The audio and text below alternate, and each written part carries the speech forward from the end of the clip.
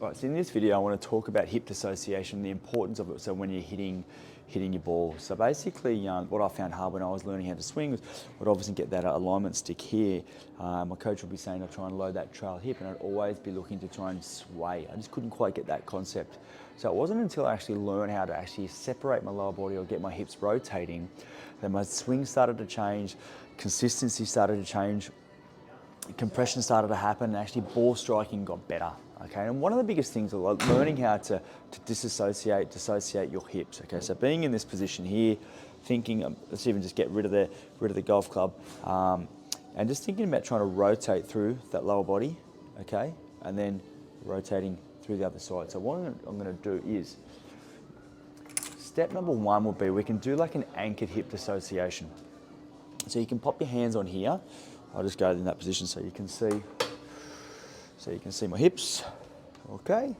In this position here, now I can anchor down on that club, and I'm gonna think about driving that knee forward, drive that knee forward, drive that knee forward, drive that knee forward. Okay, so you can start to see I'm starting to get a little bit of rotation through my hip set. Okay, and that's what we're getting.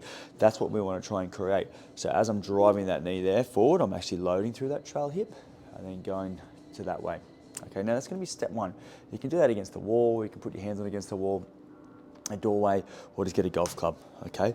Step number two would be to try and do that without actually using that golf club. So we can just place our hands on our shoulders here, and from there we're trying to keep this upper body nice and quiet, okay? And you can see that I'm just getting a bit of movement there through that lower body, whilst that upper body staying still. So this is really where I'm separating, or lower body rotation, I'm separating that lower body from the upper body, which is going to be important when I'm getting to this position here, because then I'm going to start to use that lower body as I come down, rather than getting to that top there and then coming over the top. Now, if you're a golfer that struggles coming over the top and always slices, you're probably going to get a lot of benefit out of this, because if you can get to that position and then just get that lower body going, okay, then that club's going to fall into that right position.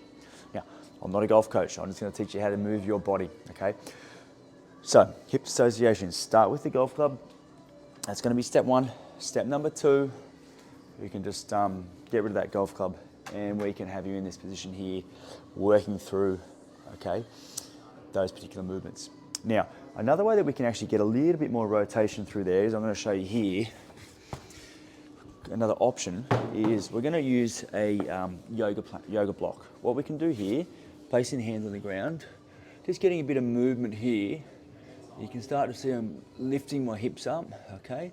So I'm getting a bit of rotation. I've locked in my upper body here, so I'm getting that rotation through the lower body, okay?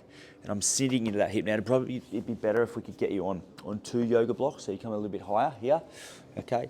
And just going through that motion. It's a really good one. I can feel that challenging, that hip internal rotation in that hip. That's just another really good drill that you could use to help encourage and help to load that trail hip.